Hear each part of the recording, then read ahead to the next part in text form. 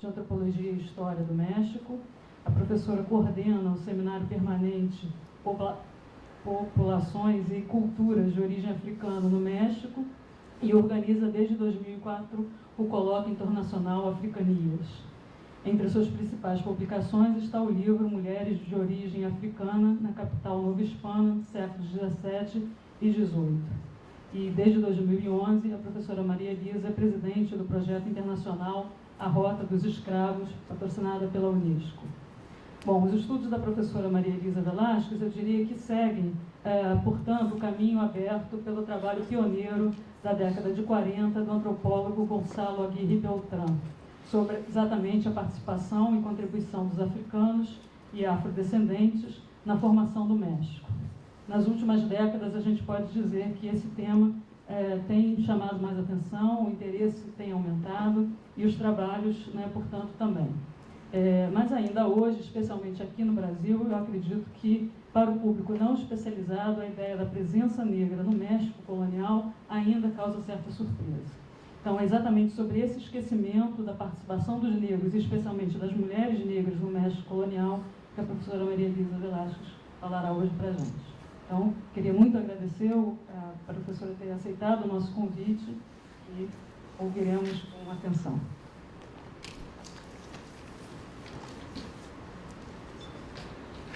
Obrigada. ¿Se oye? ¿Sí? ¿Sí? Bueno, primero quiero disculparme porque no hablo... ¿No se oye? ¿Ya? Se oye. Obrigada. Quiero primero disculparme porque no hablo portugués. Voy a hablar despacio, espero que me puedan comprender. Quiero agradecer mucho a la profesora Juliana Beatriz por esta invitación, a todo el equipo que ha hecho posible este congreso de la ANFAC y por supuesto a la Universidad Fluminense por este congreso en donde he aprendido mucho de las participaciones de todas y de todos ustedes. Decía hace un rato que siempre es un gusto estar en Brasil. Es un país bellísimo, su gente es muy hermosa, muy cariñosa, siempre me ha recibido muy bien. Y bueno, me parece indispensable que este intercambio entre las experiencias de América Latina, especialmente de Brasil y de México, empiecen a a fortalecerse y a ser más redituables, que tengamos mayor comunicación entre México y Brasil. Bueno, voy a hablarles esta noche del tema que me pidió Juliana, que es sobre las investigaciones que he realizado sobre las mujeres de origen africano en México. México comparte una historia con varios países de África, como lo hace Brasil, que muy poco conocen los mexicanos, que muy poco conocen otros países de América Latina, pero que fue fundamental para la formación de la sociedad mexicana y que tiene que ver justamente con la presencia y la participación de miles de mujeres, de hombres, de niños de origen africano que llegaron durante el periodo colonial para trabajar en muchas actividades. A mí me interesó particularmente el estudio de las mujeres. Si bien la población de hombres, de las personas esclavizadas, había sido negada, olvidada, mucho más la de sus mujeres. En México no había, cuando yo empecé a trabajar, ningún estudio sobre este tema, sobre las mujeres, y yo empecé a trabajarlo. Le contaba a alguien en la mañana que la primera vez que fui a la universidad a plantear mi investigación y dije que quería trabajar a mujeres, a esclavas, a negras, me dijeron: no vas a encontrar nada, aquí no hubo nada de eso. Yo me obsesioné mucho, encontré muchas fuentes, quedó un libro bastante grande, y voy a hablar un poco de las fuentes que utilicé para trabajar este tema, algo de la metodología, los distintos temas alrededor de estas mujeres. Voy a contarles un poco en qué trabajaron, cómo funcionaron como madres de familia, como defensoras de los derechos de sus hijos, y también voy a hablar un poco al final de las comunidades afrodescendientes y las mujeres ahora en los lugares en donde fenotípica y culturalmente están más representadas. Bueno, entonces vamos a empezar con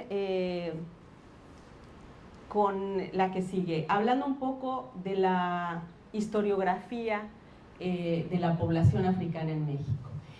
Desde 1946 apareció el primer libro del antropólogo Gonzalo Aguirre Beltrán, que justamente estudió, por cierto, con Herzovitz en Estados Unidos. Ahora que estábamos hablando de la producción de los historiadores en los años 60 en Estados Unidos, justamente, como ustedes recordarán, hay una línea de trabajo que tiene que ver con los derechos civiles y la reivindicación de los afroamericanos en Estados Unidos, y Herzovitz es un antropólogo que se preocupa por buscar los orígenes, las raíces de las poblaciones afroamericanas. Aguirre Beltrán, este mexicano, empieza a trabajar el tema y publica un libro que se llama La población negra en México, en 1946, que queda un poco solo. En México la producción, la investigación de los indígenas siempre ha prevalecido, en gran medida porque alrededor de los años 50, pero desde antes, ha habido un proyecto nacionalista en relación al mestizaje, entendido como esta unión entre indios, indígenas y europeos, y la población africana y afrodescendiente ha pasado desapercibida, olvidada. Entonces Aguirre Beltrán escribe este libro, queda olvidado. Después algunos estadounidenses como Colin Palmer escriben otros libros en esa época también. Y después, en los años 80 y en los años 90, comienza a haber una nueva preocupación por las poblaciones afrodescendientes, que tiene que ver con este momento en los años 90 de reivindicar a grupos étnicos que no habían sido tomados en consideración. En México nace un programa que se llama Nuestra Tercera Raíz, que preside Luz María Martínez Montiel, que hace varios libros, hace varios eventos, y bueno, desde entonces, como pueden ustedes ver, empieza a haber una gran producción de estudios sobre las poblaciones afrodescendientes. Esto no quiere decir que haya muchísimos estudios, es decir, hay muchos, hay varios, se trabajan distintas regiones, no solo las que se han considerado clásicas de la presencia africana, pero falta muchísimo por hacer. En esta charla les voy a contar un poco lo que se ha trabajado más relacionado con la parte de las mujeres. La otra. Bueno, estas son parte de los libros. Decía antes que varios estadounidenses trabajaron el tema en los años 60, pero a partir de los años 90, Ben Vinson, Nicole von Guten, varios estadounidenses han trabajado el tema. En el instituto en el que yo trabajo, por ejemplo, hay una colección que se llama Africanía y que ha editado 8 volúmenes sobre el tema de los africanos y afrodescendientes. Bueno, ahora vamos un poco a hablar de las fuentes, porque eso era también uno de los temas complicados cuando yo empecé a trabajar mis investigaciones. Ustedes, la mayoría que son historiadores, saben más o menos qué fuentes se trabajan.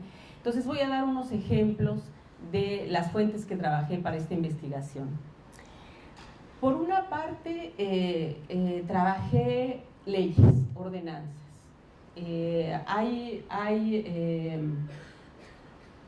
Hay muchas fuentes que nos dicen, sobre todo para la Nueva España, qué tiene que ser, cómo tiene que ser, y de ahí nosotros podemos sacar conclusiones de lo que realmente pasaba. Entonces, por ejemplo, hay ordenanzas como esta que dice para que los negros y mulatos, negras y mulatas, no vivan de por sí, no teniendo oficio conocido y sienten con amos pese a que les den 200 azotes. Es decir que los negros y las negras tengan domicilios. Entonces, a partir de estas leyes, de estas ordenanzas, yo podía darme cuenta, primero, que había muchas mujeres, que es algo que no se había trabajado, y también que estaban presentes en ciudades importantes como la de la Nueva España. Este es un ejemplo del archivo de matrimonios, del Archivo General de la Nación, que también fue una fuente importante que utilicé para contrastar, para ver los matrimonios que se habían llevado a cabo a lo largo de la época colonial. Este es un resumen de cómo aparecen las peticiones de matrimonio, y entonces a partir de ellos yo podía también establecer cómo se habían relacionado y qué tipo de matrimonios se habían establecido. Pero además también podía encontrar datos sobre edades, sobre oficios, sobre si eran libres o casadas, en fin, sobre los testigos. Entonces podía ir armando el rompecabezas que tiene que ver con las relaciones familiares alrededor de estas mujeres. Es importante decir, que lo vamos a tratar un poquito más adelante, que los matrimonios en las colonias hispánicas nunca se prohibieron, los matrimonios mixtos. Es decir, había recomendaciones para que los negros casen con negros, como decía en las leyes de Indias, para que los blancos casen con blancas, pero no había una ley que lo prohibiera. Es decir, el sacramento del matrimonio permitía que cualquiera se casara con cualquier grupo. Pero además de eso, estudios sobre la época colonial en la Nueva España han demostrado que muchas de las uniones que se hicieron durante esa época se hicieron fuera del matrimonio. Pilar Gonzalvo, una historiadora muy importante del periodo, demostró que el 51% de los hijos de la época colonial, los hijos nacidos durante siglos XVI, XVII y XVIII, fueron ilegítimos. Entonces, esto nos habla de la magnitud de las relaciones extramaritales, que fue en mucho donde se dio este mestizaje, ¿no? Entonces, esta es una realidad muy interesante que contrasta, por ejemplo, con lo que oíamos el martes con Gary, sobre la prohibición de los matrimonios mixtos en Estados Unidos hasta 1968, ¿no? Eso nos explica muchas circunstancias distintas de los países latinoamericanos. Bueno, esta es otra fuente que es muy larga, se las voy a resumir. Se trata del caso de una venta de dos esclavos, una mujer y un hombre ya de edad, que piden su libertad porque se va a vender la hacienda, y son dos esclavos de 70 años y piden la libertad, y dicen que la van a comprar con dinero que les ha dado sus hijos, que ya son libres. Entonces también son fuentes que fui encontrando que me ayudaban a elaborar este rompecabezas alrededor de las mujeres. También fuentes que son importantes y que ustedes saben son las crónicas de viajeros. A la Nueva España fueron varios viajeros cronistas, Thomas Gage, Gemelli Carreri, a Joffrin, en distintos periodos, y dejaban testimonio de lo que veían, una especie de diarios costumbristas. Y entonces a partir de eso también vemos la forma en que fueron percibidas estas mujeres. Este es otro documento clásico que también ustedes conocen, es una venta de una esclava en Querétaro, un territorio en el centro de México. Ahorita vamos a explicar un poco a dónde llegaron las esclavas y qué hacían.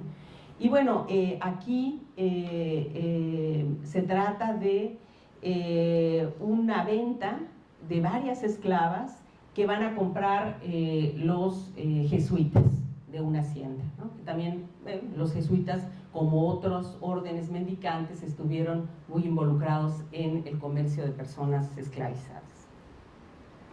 Finalmente, también esta es otro ejemplo de las fuentes que pueden servir para entender estas realidades, estas dinámicas sociales. Esta es la Pragmática de Matrimonios, que se expide en 1776, que es un intento a finales del siglo XVIII por prohibir los matrimonios entre grupos mixtos, que no tienen muchas repercusiones en la Nueva España y que, sin embargo, refleja esta nueva ideología que se desarrolla a lo largo del siglo XVIII, sobre todo al final del siglo XVIII, y que, como lo vamos a explicar más adelante, para mí es un parteaguas entre lo que sería la teoría y la ideología del racismo, como lo conocemos hoy en día. Es decir, estos prejuicios, estos estereotipos sobre las poblaciones afrodescendientes que nacen justamente en el siglo XVIII, cuando el comercio de personas esclavizadas tiene un auge sin precedentes en la historia de la humanidad.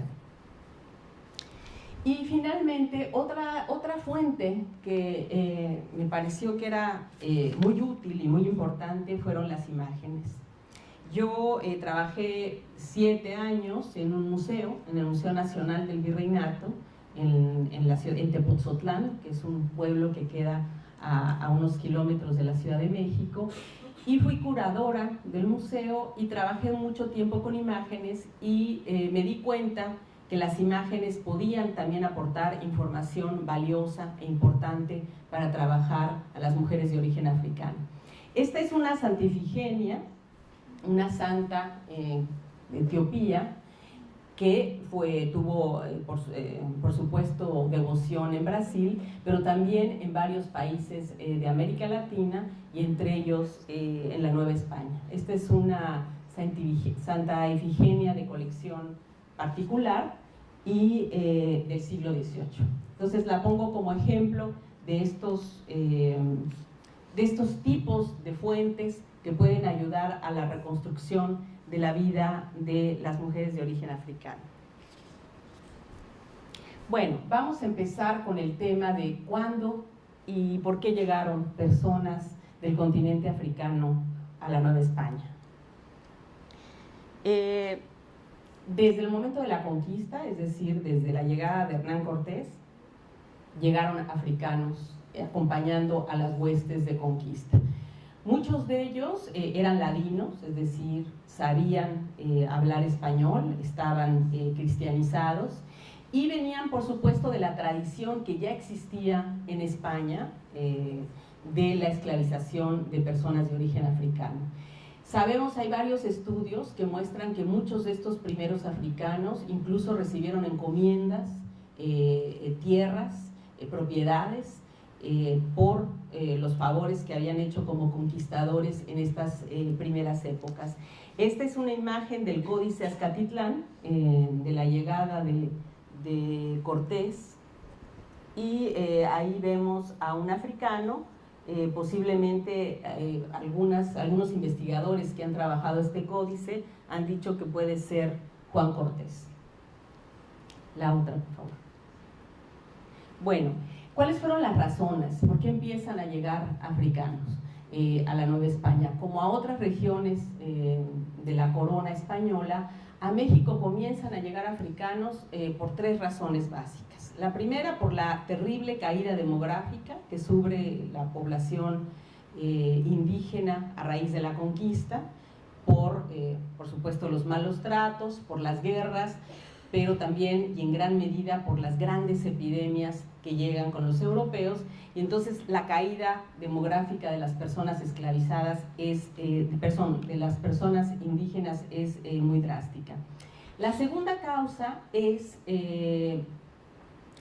la prohibición de esclavizar a la población indígena con las leyes nuevas. Eso, como ya lo hemos dicho en otras sesiones, provocó que los africanos fueran las víctimas de este nuevo comercio de personas esclavizadas. Y por último, la tercera razón importante es que hay demanda de mano de obra para ciertas empresas económicas nuevas en la Nueva España. Aguirre Beltrán, que fue el que les decía, el pionero de estos estudios, reveló datos muy importantes que en su época, estamos hablando de 1940, fueron muy impresionantes sobre el número de personas africanas y afrodescendientes en la Nueva España. Esta es una tabla de 1570, es decir, de la tercera, de mediados del siglo XVI, que nos muestra el porcentaje de poblaciones. Los europeos alcanzaban el 0.2%, los africanos el 0.6%, o sea, eran más africanos que europeos.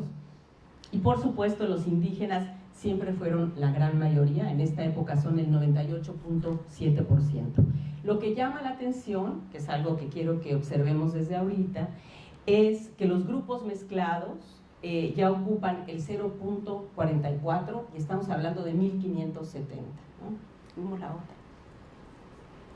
Esta es la misma gráfica, los datos que ofrece Aguirre Beltrán para mediados del siglo XVII.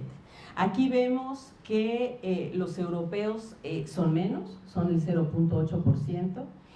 El número de africanos aumenta al 2%, bueno, estamos hablando del periodo de auge del comercio de personas esclavizadas, que es entre 1580 y 1650, cuando se une además la corona de España con Portugal.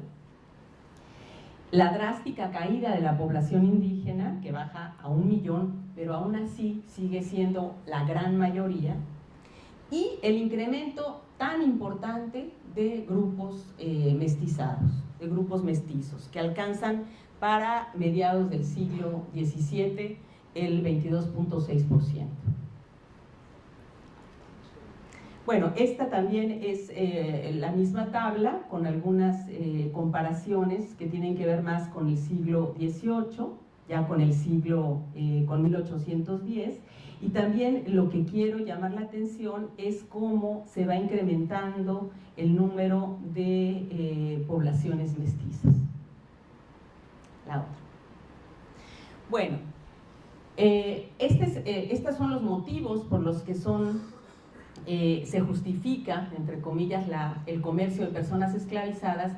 ¿Y por dónde llegan los africanos? ¿De dónde llegan a la Nueva España? Bueno, llegan fundamentalmente por dos rutas. La primera, por supuesto, por el Atlántico, llegan a Veracruz, y después por Acapulco, por el Pacífico. Llegan menos, es un comercio que se ha estudiado menos que el comercio transatlántico, pero también sabemos que llegan personas esclavizadas por el Pacífico a través de la ruta del mar Índico, que es un tema que ha sido poco explorado. Ahí vemos las rutas de salida. Fundamentalmente llegan los africanos del norte de África, de Occidente, de la región de Senegambia, después de Angola, y después la gran cantidad sale del Congo, de lo que se conoce como las culturas bantús. Bueno, vamos a hablar de manera muy rápida de dónde vienen estas negras, que se convirtieron en negras con la conquista, pero que en realidad eran mujeres mandingas, wolofs, bantús, bereberes, brans, es decir, eran mujeres que venían de una cantidad de culturas ricas, importantes, y que como también los indígenas en México, que venían de culturas como mayas, como otomís, como mixtecas, como nahuas, se convirtieron en indios con la conquista. Pero esto no, esta nominación que convierte a estos grupos de africanos en negros, invisibiliza de alguna manera esta riqueza cultural que los acompañaba y que traen consigo, ¿no? Estas son un poco las culturas de donde, claro que no son de todas las que salieron para la Nueva España, pero digamos es un mapa que ejemplifica algunas de las culturas más importantes de África en el momento del periodo colonial, donde está el auge del comercio de personas esclavizadas. Aquí también vemos bueno, los lugares importantes de donde salieron. Decíamos antes la parte de Senegambia, de donde son los Wolofs, los Mandingo, de Angola y después, por supuesto, del Reino del Congo. También existen como varios mitos alrededor de que este comercio de personas esclavizadas que unió a distintos grupos de africanos hizo que no pudieran hablarse en el camino, que después no pudieran reproducir sus culturas, sobre todo en el comercio de los primeros tiempos. Y esto ha sido demostrado que es eso, que es un mito, que es un estereotipo, porque sabemos que el comercio de personas esclavizadas fue hecho en distintos periodos, entonces que salían de ciertas regiones y que muchos de ellos conocían los idiomas de las distintas regiones, y que entonces sí hubo oportunidad de recrear y de reproducir sus culturas. Bueno, esta es una imagen de una Wolof en el río Rojo de Senegal. Esta es parte del patrimonio cultural, y vamos a entrar ahora a la parte que tiene que ver con la participación económica, social y cultural de estas mujeres en la construcción de la sociedad novohispana. Este es una parte de un documento del Archivo General de Notarías de un ganadero vecino de la Ciudad de México que vende a Juan Morales una negra nombrada María de tierra Angola de 18 años sujeta a servidumbre en 400 pesos. Esto es 1638. La pongo porque 400 pesos en esta época era mucho dinero. Es decir, el valor que pudo haber llegado a tener una esclava de origen africano fue importante. Esto quiere decir, como lo demostré en mi investigación, que su participación económica fue relevante. Es decir, una mujer pudo llegar a costar un dinero que no era nada despreciable en la época. Había casas que podían valer 400 pesos. Aquí otra vez vemos la entrada principal de las personas esclavizadas por Veracruz, después en el siglo XVIII por Campeche, por Acapulco. Pero lo que me interesa en este mapa es que vean a todas las regiones de México, de la entonces Nueva España, que llegan las personas esclavizadas. Esta idea también, que es un mito, que es un estereotipo, de que las personas esclavizadas de África se quedaron en las costas, es eso, un mito. Llegaban al puerto de Veracruz, de ahí eran trasladadas a la Ciudad de México y después eran vendidas en los distintos lugares, en distintas regiones en donde eran solicitados. ¿Para qué eran utilizados los africanos? Eran utilizados para las haciendas mineras, para la caña de azúcar, para la agricultura, por supuesto para las haciendas ganaderas. Hay que recordar que los pueblos indígenas no conocían el ganado mayor, no conocían los caballos, y entonces los africanos fueron muy importantes en este periodo para manejar el ganado. En regiones ganaderas como la Costa Chica de Guerrero y Oaxaca, que después vamos a ver, ahí llegaron muchos africanos que se hicieron vaqueros y se hicieron arrieros. La que sigue, por favor. Este es un mapa ya con rutas más específicas. Aparece también la de Acapulco, que decía que es una ruta importante de llegada a la Nueva España, y bueno, ahí vemos el alcance de las zonas a las que llega y la que sabemos que llega a población africana y que está documentada en varias investigaciones. La que sigue. Esta es una imagen que muestra, por ejemplo, es el detalle de un cuadro del siglo XVIII de Acapulco, de la feria de Acapulco, de la nao de China. Cada año llegaba la nao que venía de Filipinas, con los objetos tan codiciados de las Indias, el marfil, las sedas, la porcelana, y también llegaba con africanos. La traigo porque es una escena que nunca la encontramos en la Nueva España ni escrita. Es la venta de esclavos en un corral junto a otras mercancías, a porcelanas. Ahí vemos a un filipino. Y bueno, ahí vemos también involucrados en la trata a un español, posiblemente a un mulato, y en fin, la venta de personas en este puerto, que sirve además esta imagen, como decía antes, como testimonio de su presencia en el puerto de Acapulco, y también refleja cómo las obras pictóricas pueden darnos elementos para la investigación histórica. Las mujeres de origen africano fueron fundamentalmente requeridas para el servicio doméstico, por supuesto. Eso no quiere decir que no hayan trabajado en la caña de azúcar, que no hayan trabajado en la agricultura en otras zonas, pero en la Nueva España tuvieron un papel muy importante en el servicio doméstico. Para muchos estudios sobre la servidumbre, sobre las mujeres en el ámbito doméstico, esta participación económica no es relevante, ha sido también menospreciada. Sin embargo, yo sostengo, como lo han hecho muchos estudios de género, que la actividad cotidiana en la economía doméstica de las mujeres era fundamental, como lo sigue siendo hoy en día, para desarrollar las sociedades. Entonces, las mujeres trabajaron como lavanderas, como cocineras, como amas de leche, como chichiguas, se dice en náhuatl. Chichi es, ¿cómo se dice? Seno, busto. En náhuatl se dice chichi, y entonces eran las chichiguas las que daban, amamantaban a los hijos, y seguramente como en Brasil sucedió, esto era muy importante porque muchas de ellas obtenían la libertad gracias al trabajo que habían desarrollado como amas de leche, y también eran liberadas no solo por las amas, sino por estos niños. Estas son imágenes que están en azulejos, en una casa de una condesa en la Ciudad de México, en la calle de 5 de febrero.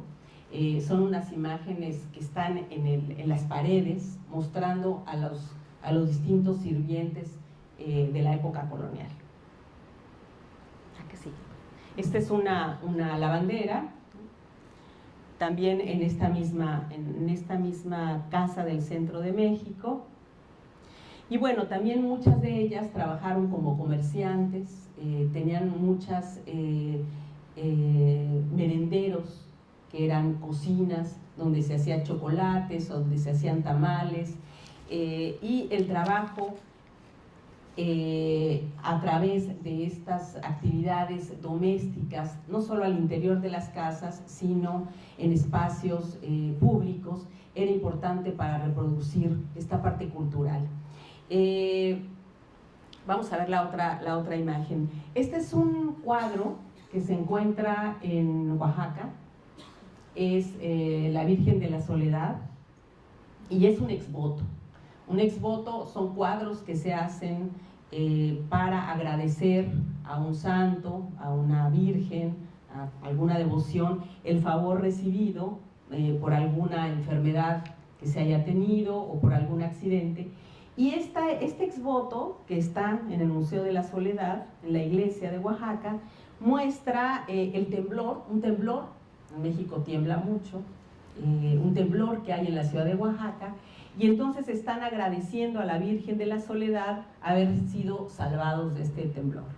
Lo que es muy interesante es que la cartela, en la parte de abajo, está presentado por una africana o un afrodescendiente cargando un niño en su papel de nodriza, donde explica en esta cartela lo que sucedió, ¿no? Entonces, bueno, este también es una fuente que nos indica la importancia de estas mujeres en la parte de la crianza de los niños.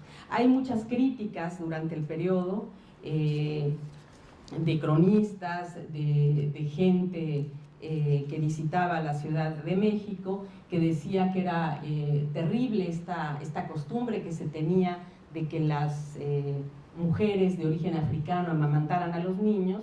Y por ejemplo, Gemelli Carreri en el siglo XVII decía que los enlaces entre los criollos y las mulatas, los criollos eran los que nacían en América, se unen con las mulatas, dicen, de quienes han mamado juntamente con la leche las malas costumbres. Bueno, aquí vemos un acercamiento del cuadro del exvoto de la soledad con esta africana o afrodescendiente con el niño. Otro acercamiento.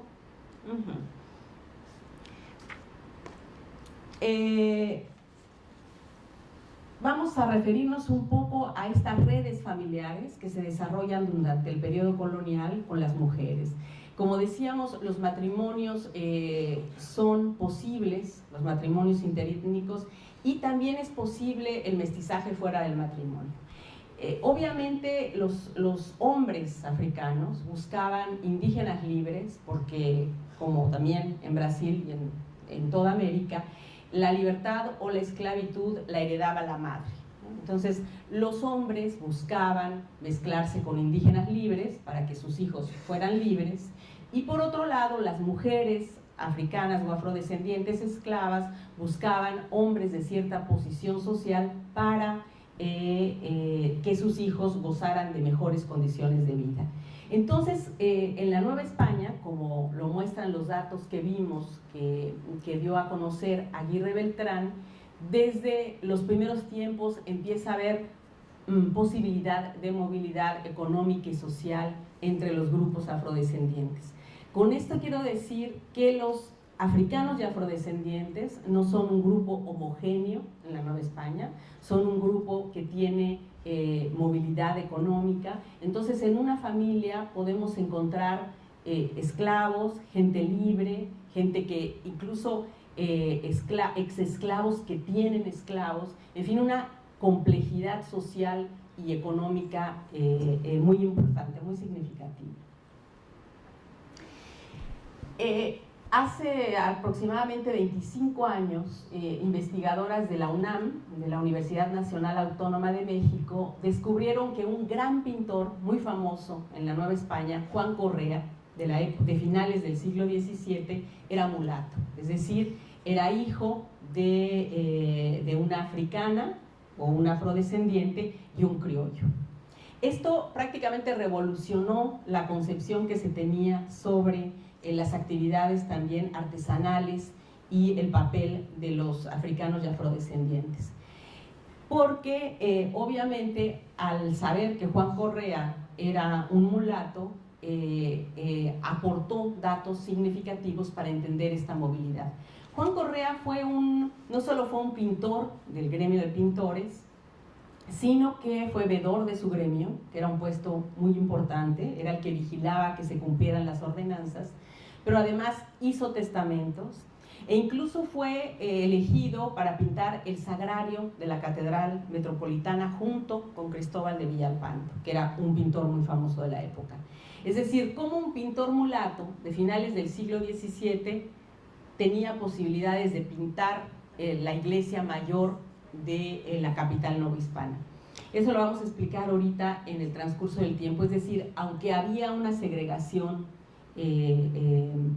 estamental, aunque había prejuicios alrededor de ser esclavo y del color de la piel, no existía esta concepción de la raza, del racismo, que después convierte al africano en sinónimo de esclavo.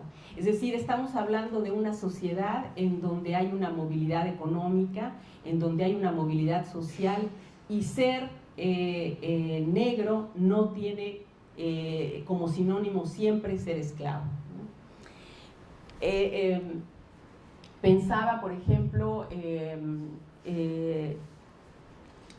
voy a dar algunos ejemplos de la vida de Juan Correa. Juan Correa tiene casa, tiene ciertas propiedades, su familia también vive de manera acomodada, y sin embargo de pronto sabemos, porque lo dice en su testamento, que vende a una esclava que tenía de su propiedad. O sea, él siendo un mulato tiene un esclavo. Pero además sabemos también que en un momento dado la familia está consiguiendo dinero para comprar la libertad de una sobrina de Juan Correa.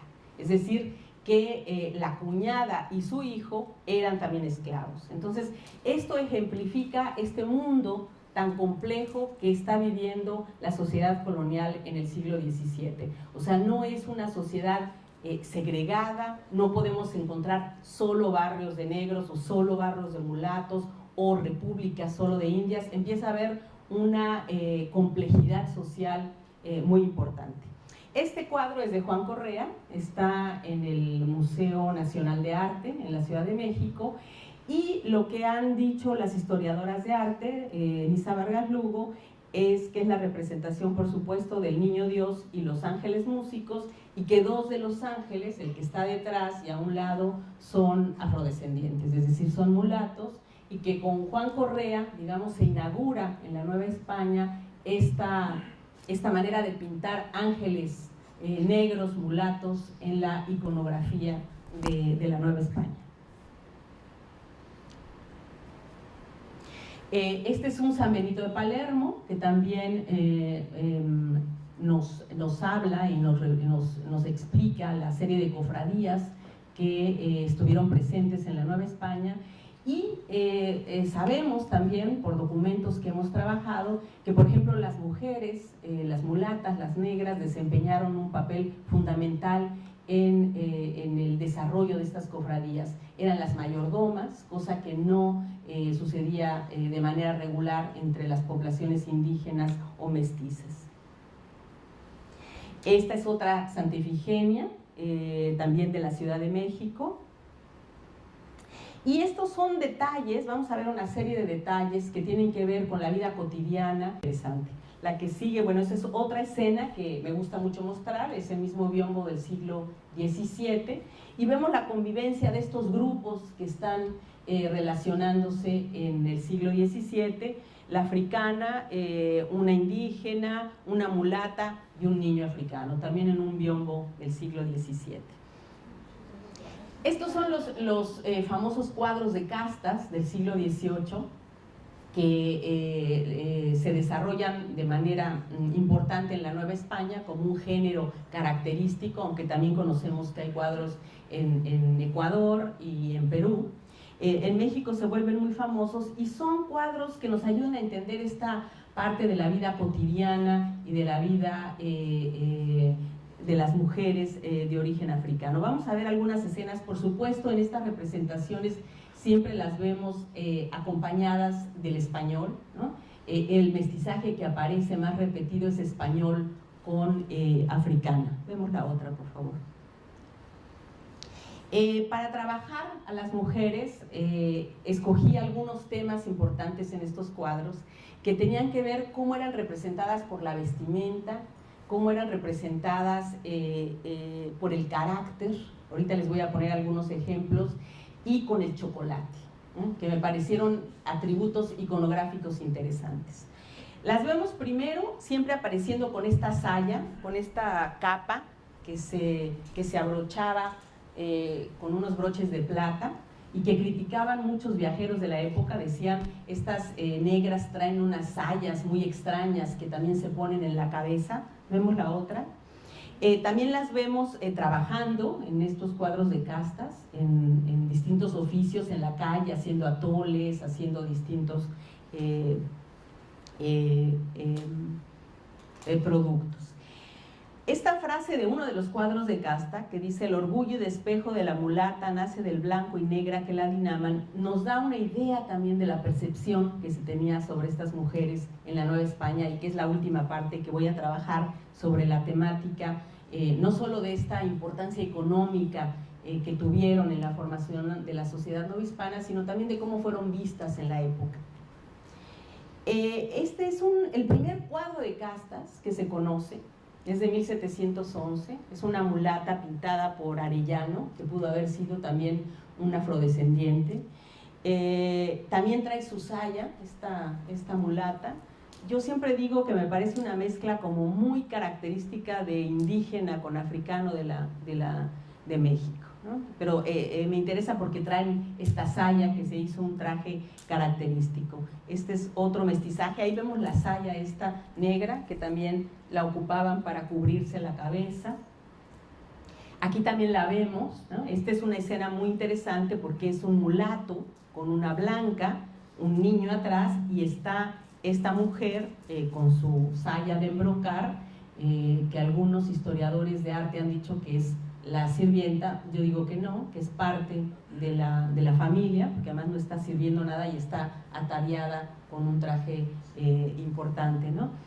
Bueno, y en algunas, esto es tema de otra ponencia, solo que se los quería poner como ejemplo. Esta saya, encontré algo parecido entre las bereberes del norte de África, que tenía que ver con este posible uso de esta saya que tanto se reprodujo en la época colonial. Es una hipótesis que hay que comprobar, pero es el único traje que encuentro parecido. Las indias no usaban este traje, tampoco las mestizas o las españolas.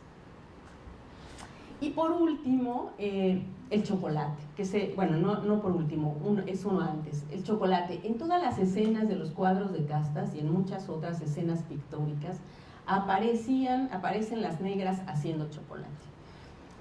Yo al principio dije, bueno, ¿por qué? Porque el chocolate es un producto americano, es un producto indígena. Entonces, bueno, una primera explicación es por el color, ¿no?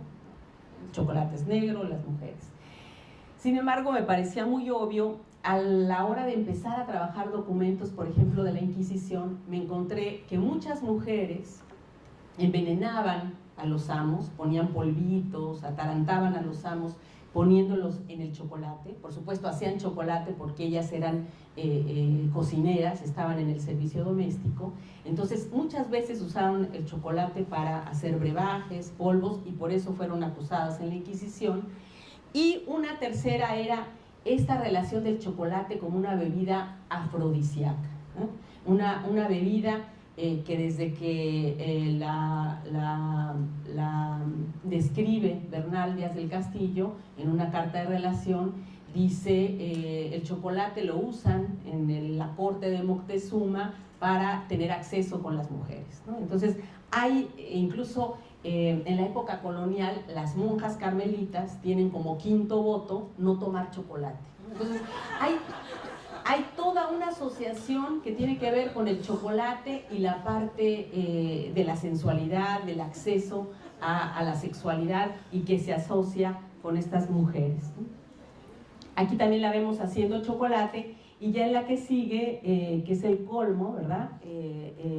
Bueno, aquí está sirviendo chocolate en una escena también de cuadros de castas.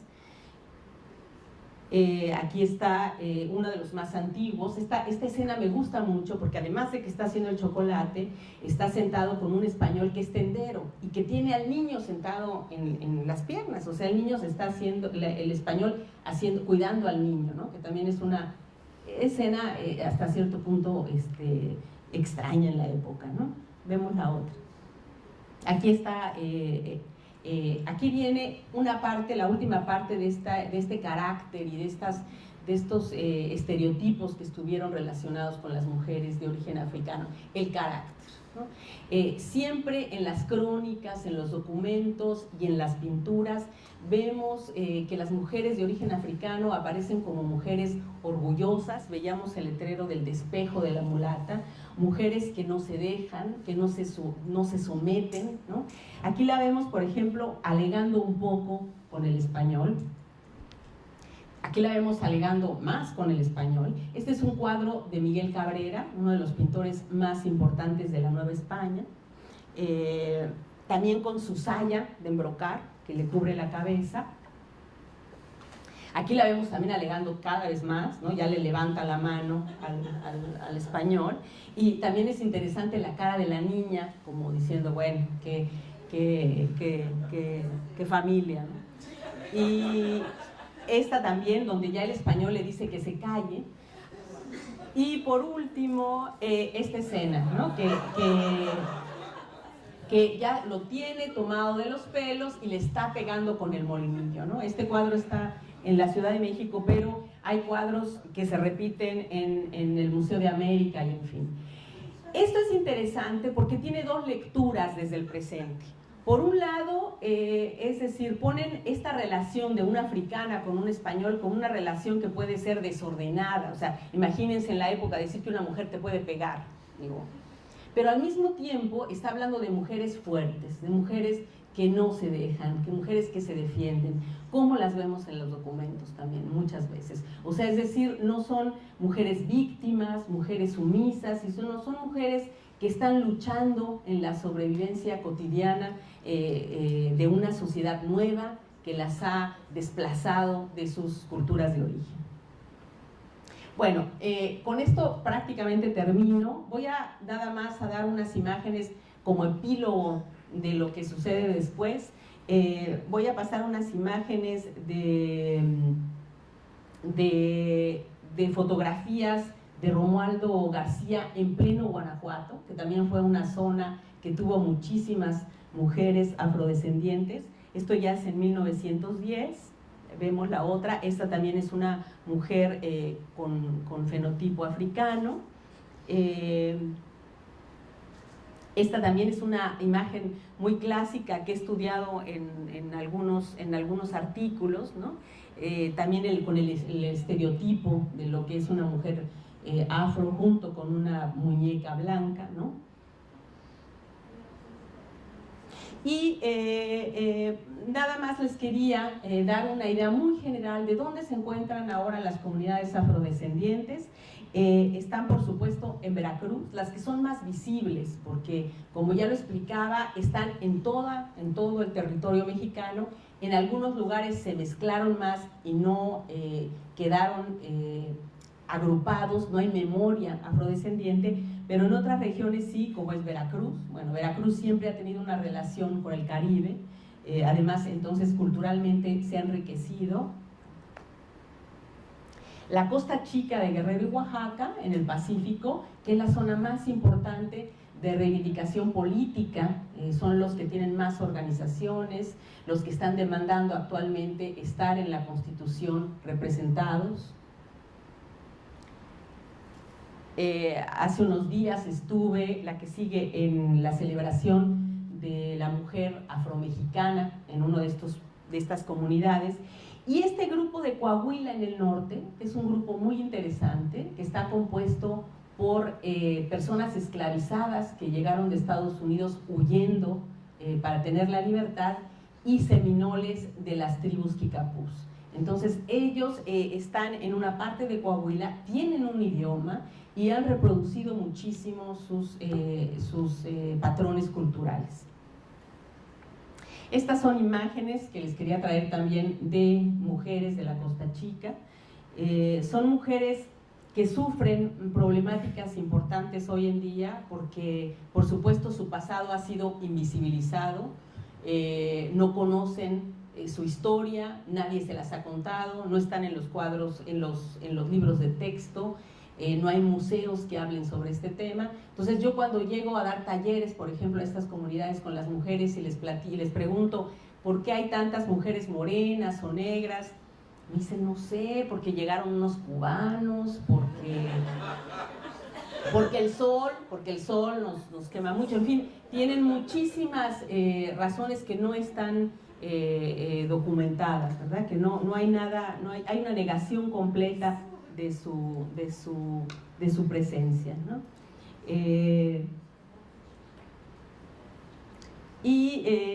Bueno, estas son también imágenes todas de mujeres de la Costa Chica.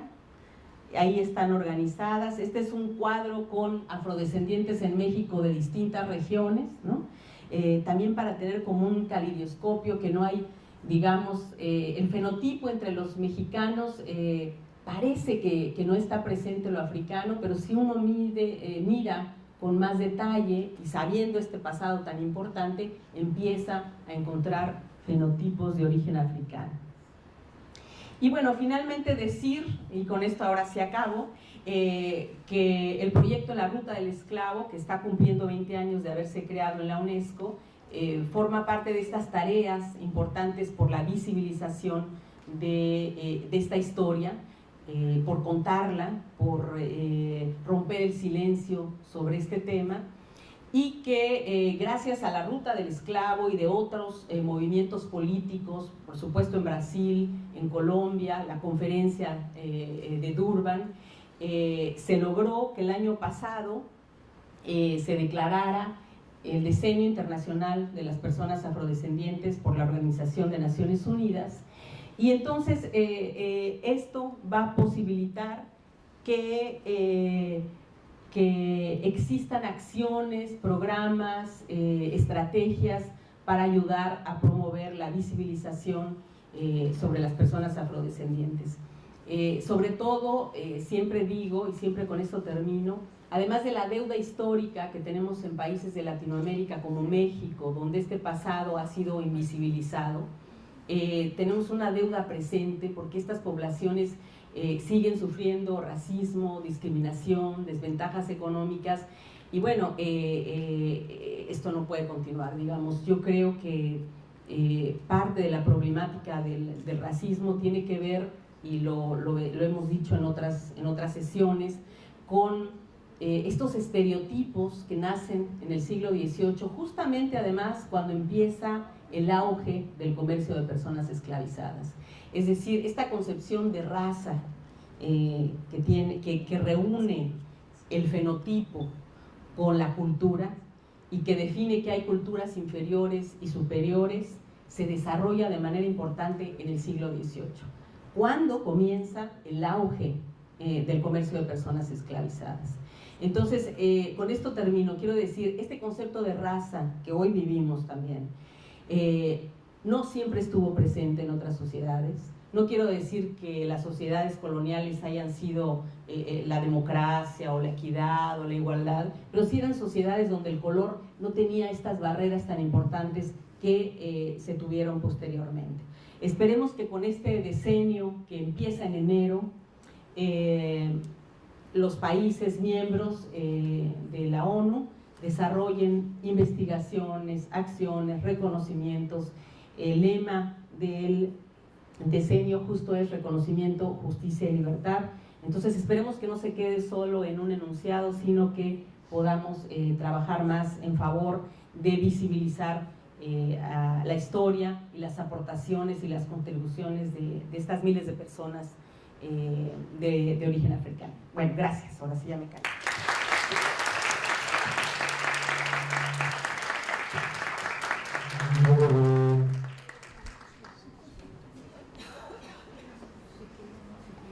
Vai? Vai. Então, muito obrigada, professora Maria Elisa. Eu abro, então, as perguntas. Se alguém quiser fazer comentários, perguntas para a professora Maria Elisa, a gente faz uma sessão antes do lançamento de livros. Professora Marta Abreu.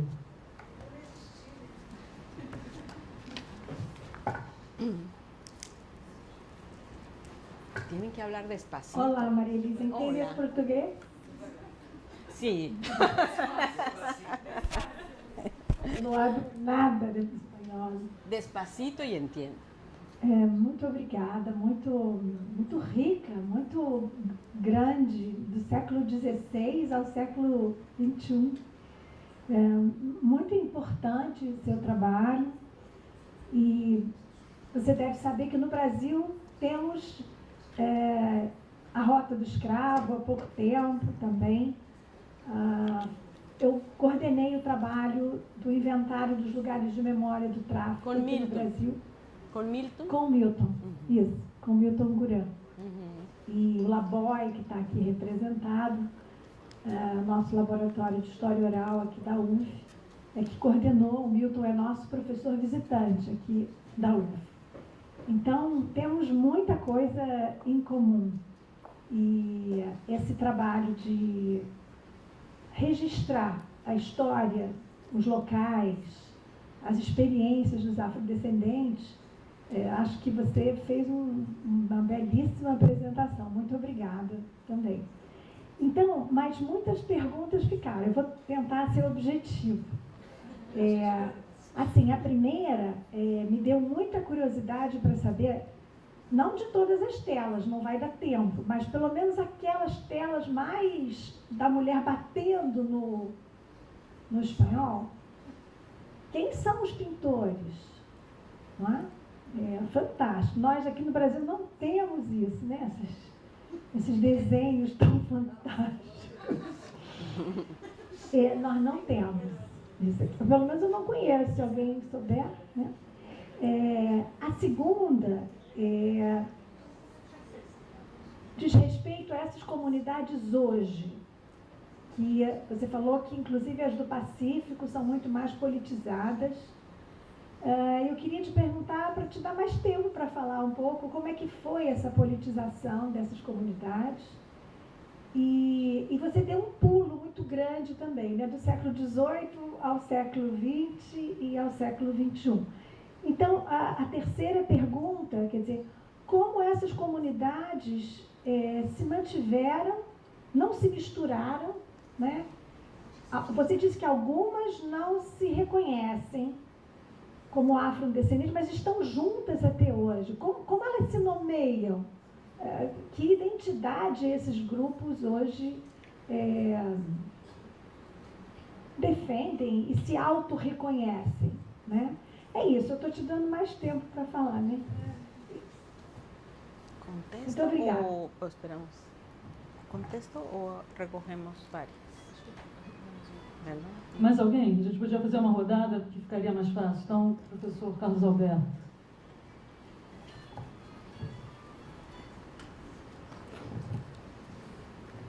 Bueno, te felicito también, María Elisa, por la charla. Aprendí mucho. Bueno, una pregunta. Yo creo que he leído en algún libro, no me recuerdo ahora, que Emiliano Zapata era un afrodescendiente, o como dice, tenía una sangre negra, ¿no? Quería saber si pueden decir un poco más. Y junto con esto, los ingenios de azúcar en Morelos, un poco de la utilización de la mano de obra negra en Morelos y en la parte de la minería de plata más al norte, también se utilizaban mano de obra esclava negra. ¿Sí? Professor Tom Gil.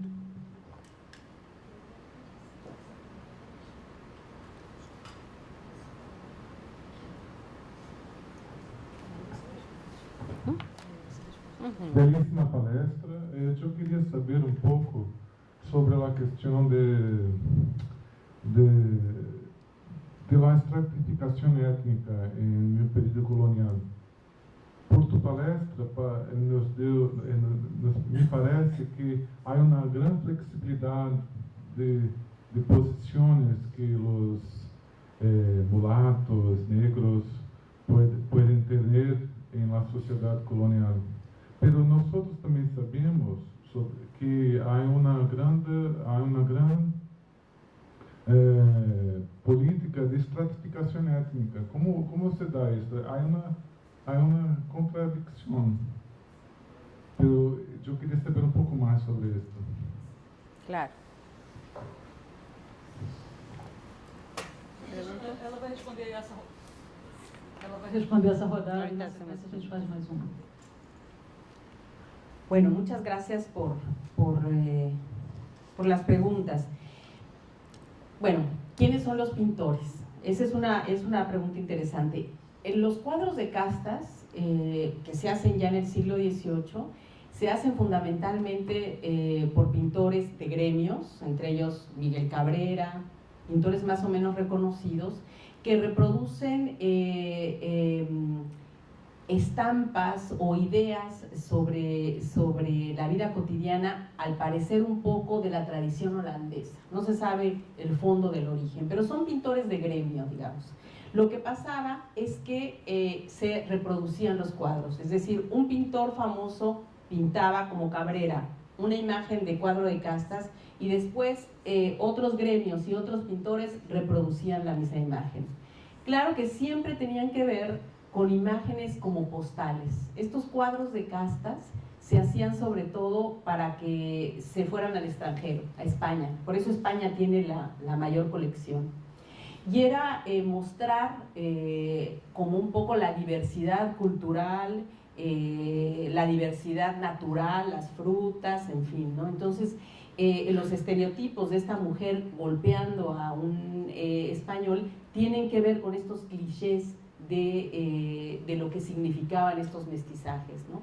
Por ejemplo, no lo vimos en las imágenes, pero casi siempre la imagen de un español con una indígena es armonioso, ¿no? Aparecen más o menos en armonía, y también el desorden empieza a ser entre más pobres son, casi siempre, ¿no? No hay tampoco una generalidad, pero casi siempre se reproducen ciertos patrones, ¿no? Bueno, sí, también me tengo que disculpar porque me fui desde el siglo XVI hasta la actualidad, pero tengo el defecto de ser historiadora y socióloga, antropóloga. Entonces, siempre me gusta que la historia sirva para algo concreto, y trabajo mucho con las comunidades, y me gusta mucho explicar que tiene la historia una razón de ser, ¿no? Es muy interesante tu pregunta, porque las comunidades de la Costa Chica, por razones históricas, quedaron menos sujetas al mestizaje. En la Costa Chica, las poblaciones indígenas fueron trasladadas a las montañas, ellos se quedaron en la zona costera trabajando el ganado, y cuando la Nao de China ya no tuvo importancia económica, dejó de llegar, esa región que era importante económicamente, el otro día estábamos hablando de las regiones que en un momento dado tuvieron importancia, dejó de tener importancia. Entonces la zona quedó un poco encapsulada, ¿no? Entonces no hubo el mestizaje, o no hubo relación con otros grupos como en otras partes de la Nueva España. Entonces esto permitió que se siguieran mestizando entre ellos mismos y que la cultura también se fuera fortaleciendo.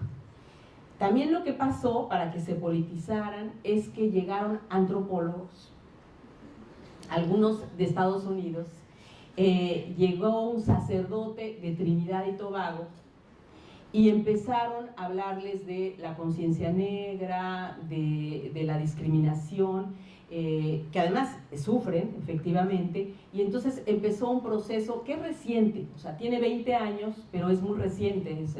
Las comunidades empiezan apenas a estar involucrados en este tema, ¿no? Entonces ha sido un proceso muy interesante, porque tiene que ver con la influencia de la academia y de la iglesia, ¿no? Y también a raíz del movimiento zapatista, ¿no? Cuando empezó en 94 el movimiento de Chiapas, de los indígenas, hubo entre las zonas de la Costa Chica una inquietud por reivindicar sus derechos, ¿no? Entonces hubo ciertos factores que se reunieron. Emiliano Zapata. Bueno, lo malo de empezar con esto es que luego todos somos afrodescendientes, pero es muy posible, porque Emiliano Zapata efectivamente viene de una región donde llegaron muchísimos africanos para trabajar la caña de azúcar.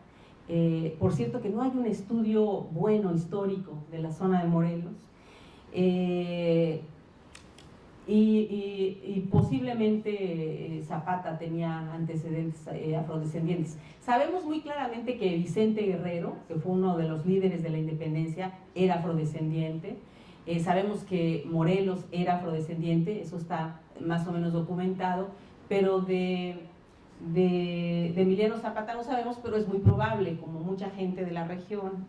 Ahora, lo que preguntabas, en el norte hubo muchísimos esclavos para regiones de Guanajuato, para las minas, para Zacatecas, para San Miguel de Allende. Hemos encontrado, por ejemplo, le contaba hace un rato a Larisa, cofradías de negros y mulatos en Zacatecas, en San Miguel Allende, en Guanajuato. Entonces fueron regiones de mucha población afrodescendiente. Los indígenas morían mucho en los socavones adentro, y entonces usaban más a los africanos, que también morían adentro, pero bueno, esa era un poco la lógica, ¿no? Y la última pregunta, que es muy importante, la estratificación étnica, ¿no?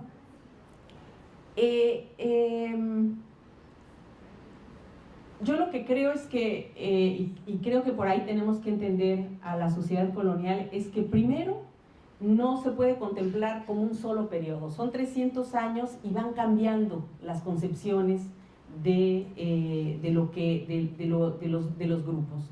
Yo diría que al principio hay una estratificación, pero finalmente la corona tiene esta noción de que todos son vasallos de la corona y todos tienen derechos y obligaciones. Y eso abre posibilidades para que los africanos puedan adquirir su libertad. Es decir, desde épocas tempranas existe una movilidad que no quiere decir que puedan llegar a ser arzobispos o obispos, ¿no? Pero sí que haya la posibilidad de tener relaciones. Entonces, hay una estratificación más de estamentos que tienen que ver con este concepto que le quería yo comentar a Frank, de calidad. O sea, antes del siglo XVIII, en lugar de hablar de raza en la Nueva España, se hablaba de calidad. Y calidad es un concepto que englobaba el oficio, la posición social, la situación económica y el linaje, ¿no? Entonces, era una concepción distinta de lo que es la raza y de lo que es la estratificación. Yo diría que a partir del siglo XVIII, con las reformas borbónicas, con la llegada de los Borbones y la búsqueda del control de las colonias, empieza una estratificación colonial más importante, que se ve en los cuadros de castas, ¿no? Esta forma de ordenar a la gente, que es un poco artificial, porque además a nadie, o sea, si se acuerdan, no traje una imagen, pero se acuerdan que hay varios cuadros de castas y les ponen distintas clasificaciones. Entonces les ponen mulato, salta para atrás, tente en el aire, 16 clasificaciones que nunca se usaron. A nadie le decían, ahí va un tente en el aire, o ahí va, no se usaba eso, ni estaban en los documentos. Es esta idea de la ilustración, ¿no? Por catalogar, por racializar, el desarrollo de lo que son las razas, de los grupos humanos y del control social y de la ideología del racismo, ¿no? Que finalmente permite que salga la mayoría de la gente de África durante ese periodo. O sea, el mayor comercio de personas esclavizadas se da en el siglo XVIII, ¿no? Entonces, sí hay una estratificación, pero tiene mucho que ver al principio con una ideología religiosa, después con una ideología de grupos económicos. Los criollos empiezan a tener mucha importancia, y ya después empieza una estratificación por el control económico. Entonces yo creo que va cambiando y es compleja, ¿no? Yo creo que el racismo importante se da en el 18 y en el 19, ¿no? Cuando se conforman los estados-nación, ahí empiezan a olvidar a los distintos grupos que conformaron las sociedades. No sé si eso... Bom, então, para a gente respeitar o tempo, fazemos uma última rodada, a professora responde para podermos encerrar. Vou pedir para você se apresentar, porque eu não sei seu nome. Olá, boa noite, professora Maria. Eu vou fazer uma pergunta em português. Na verdade, eu sou estudante de geografia, do doutorado de geografia, e nos últimos anos, na verdade é uma pesquisa paralela que eu venho fazendo, é sobre o que eu estou chamando de territórios da liberdade nesse período colonial nas Américas. Um período colonial. Si se lo despegas tantito, si te lo un poquito más así. Ah, sí, ahí. Okay. Então, eu estou fazendo uma pesquisa sobre os territórios de liberdade nas Américas. Ahí está bien. Está perto da caixa, entendeu? Aí você tem que ficar longe da caixa. Tá ok. Isso aí tá bom. Ahí está bom. Então,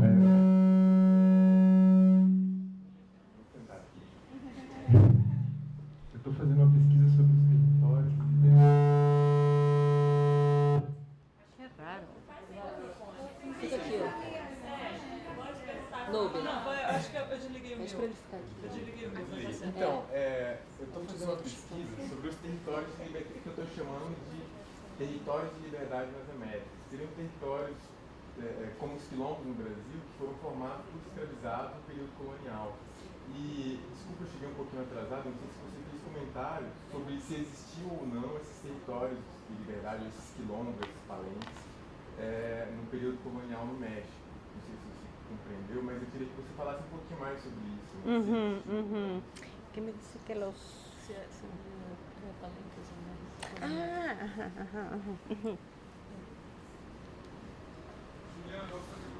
Palenques, claro. Vai funcionar que eu desliguei o meu. Agora que ele lá vai funcionar aqui. Oi, espero que não tenha interferência. Meu nome é Gisele, eu sou... concluí o mestrado agora recentemente. A minha pesquisa é sobre a representação da mulher negra na sociedade cubana no contexto da Revolução Socialista. Eu achei a sua exposição muito interessante porque eu acho que a gente sabe muito pouco aqui sobre as mulheres negras no México, assim como sabemos muito pouco sobre as mulheres negras em Cuba, no Brasil e em toda a América Latina. Então, eu agradeço pela sua exposição. E aí eu tenho algumas perguntas. Você falou sobre a organização de diferentes grupos, a organização da comunidade negra no México, que é um processo bastante recente. Eu gostaria que você nos dissesse se existe uma organização específica de coletivos de mulheres negras, que existe sem dúvida essa diferenciação, e aqui no Brasil, por exemplo, o movimento negro se articulou inicialmente, depois começaram a surgir diferentes coletivos específicos de mulheres onde as suas necessidades elas têm mais, enfim, visibilidade, etc. E uma outra questão está relacionada com os quadros, especialmente aquele quadro onde a mulher está tentando, enfim, agredir ou pegar, né, o espanhol. E aí você disse que você entende que elas não são, enfim, representadas como mulheres submissas, mulheres que aceitam ser alvo de violência, enfim. Mas aí eu gostaria de problematizar um pouco a leitura e também te perguntar se você não considera que aquele quadro em especial, ele também não está representando a figura da mulher negra como um ser irracional, um ser impulsivo, selvagem, etc., que na verdade essa foi uma das conclusões, né, que eu cheguei na minha pesquisa sobre a representação da mulher negra em Cuba, e eu acho que é algo que também diz respeito à representação da mulher negra aqui no Brasil e talvez no México.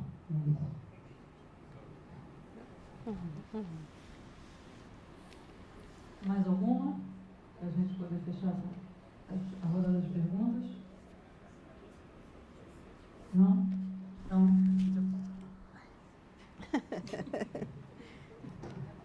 Está bien, sí. Sí, gracias por las preguntas. De los palenques, sí. Hay uno muy famoso, un levantamiento de Yanga. ¿Dónde está quien me preguntó? Acá. De Yanga, en Veracruz, cerca de las montañas de Orizaba. Desde 1609 era un esclavo fugitivo que empezó a tener un grupo de compañeros que asaltaban diligencias y que empiezan a hacer resistencia contra los españoles, y es tan importante el palenque de Yanga que en 1630 tienen que negociar con el virrey que los deje como pueblos libres. San Lorenzo de los Negros. Es un pueblo muy conocido. Hoy en día no se ve población afro en ese pueblo, todos son mestizos, pero incluso hay una escultura de Yanga, representando a Yanga. Hay ese levantamiento, hay otro en Ameapa, también en Veracruz, pero son los únicos dos. Hay muchos casos de grupos cimarrones, que muchos de ellos también van a la costa a refugiarse, huyen de Ingenios, de Puebla y de Morelos, pero como Palenque es el único que se conoce organizado. Claro que en la zona de Veracruz la esclavización de plantación era mucho más severa que en otras regiones de la Nueva España. Eso también es importante tener presente, que no hay solo un modelo de esclavización, ¿no? Hay varios modelos en la Nueva España y también van cambiando con la época, ¿no? Entonces, Yanga es del siglo XVII. Y después, sobre las representaciones, sí, gracias por su comentario. Sí, yo decía eso, que están estas dos interpretaciones. La primera, obvio, la más obvia, con la que están hechas los cuadros, es decir, este mestizaje es complicado. Son mujeres que golpean, agresivas, que alegan, que levantan la mano, ¿no? O sea, son mujeres peligrosas, o sea, que su relación con ellas es complicada. Yo decía que hay esta segunda lectura que está detrás, desde el presente, que tiene que ver también con mujeres que luchan, que no se someten, y que lo ve uno en los documentos. Es decir, la imagen también es un estereotipo, digamos, ¿no? Un estereotipo de lo que se muestra. En los documentos, por ejemplo, yo me encontré muchas mujeres luchando por la libertad de los hijos, en los tribunales, luchando por tener relaciones con sus maridos cuando las separaban. Tenían derecho a visitarse los esclavos 1 o 2 veces a la semana, tener relaciones maritales, en fin, mujeres que buscaban sus derechos, ¿no? Entonces yo creo que también por las culturas de las que provenían las africanas, que son culturas donde la mujer tenía un papel más importante, por lo menos entre las mandingas, entre las bantús, donde la sexualidad también era más abierta, o sea que las mujeres aportan a la sociedad novohispana nuevas visiones de lo que es ser mujer, que claro, son condenadas por la época colonial o son criticadas, pero finalmente son aportaciones importantes para la construcción de lo que es lo femenino en la Nueva España, ¿no? Entonces, efectivamente hay este estereotipo, pero también se puede ver la otra parte, ¿no? Bom, antes de encerrar, eu queria lembrar que aqueles que ainda não buscaram o convitinho para a festa, está sendo distribuído na secretaria amanhã, então ele é necessário para entrar no coquetel de encerramento. E o ônibus para o Solar do Jambeiro sairá daqui da entrada do campus. Queria agradecer mais uma vez a professora Maria Gracias a Elisa, ustedes. agradeço a todos. Então, estamos exatamente saindo daqui, vamos para o ônibus para ir ao Solar do Jambeiro. Tá bom? Muito obrigada.